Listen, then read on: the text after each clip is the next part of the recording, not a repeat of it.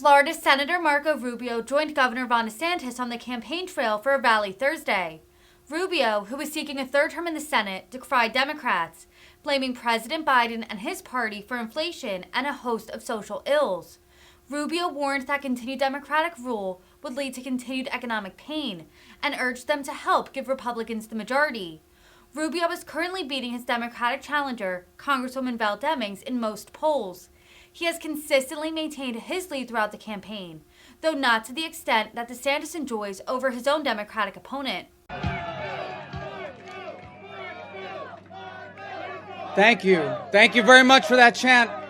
I appreciate the Marco. Please don't say the polo part. I hate it. Traumatized as a child.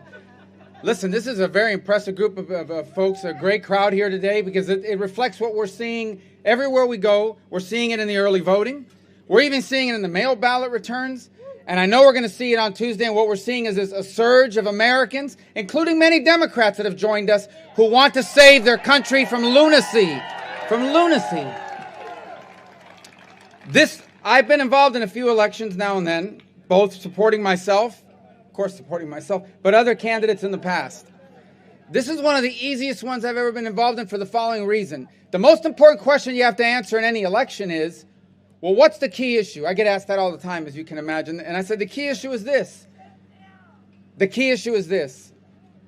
The same people are controlling the White House, the Senate, and if they remain in power in Washington for another 2 years, they will destroy this country, and we will not allow anyone to destroy the greatest country in the history of the world.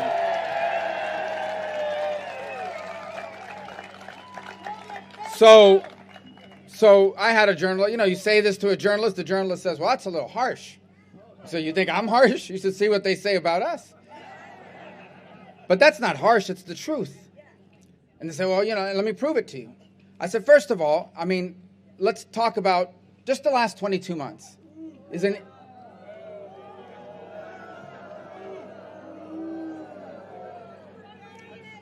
Well, the last 22 months. If you look at where we are today, remember the famous Reagan story, are you better off today than you were 4 years ago? Really, the question, well, are you better off today than you were, 22 months ago? The answer is, of course, no. Unless you live in one of these COVID cities, at least you can open your business now because they had shut you down. We didn't have to go through that in Florida because we have a great governor and a great state legislature. But what's happened in 22 months? The first thing is everything costs more. Everything. You read these people. I don't watch a lot of the financial channels, to be honest with you. I don't watch a lot of it because I think they don't. America is not the American economy is not the stock market. We have a stock market. I'm not saying it's unimportant, but the American economy is what small businesses and everyday people are doing all the time.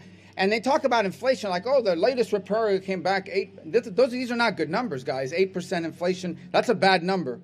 But the number that matters to me, the first thing I always ask is, no, tell me what's the inflation on the necessities, like the things you have to have just to survive. So, for example, food.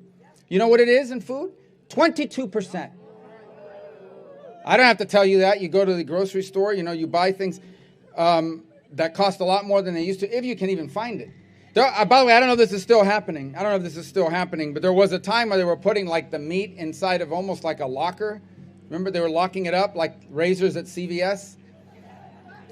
By the way, that's the most annoying thing in the world. You can't buy a razor in America anymore. You got to ring the little bell. Nobody shows up for like 2 hours. It's like, I'm surprised we're not all walking around with these huge beards. But I guess you could join one of those things online, the shave club things.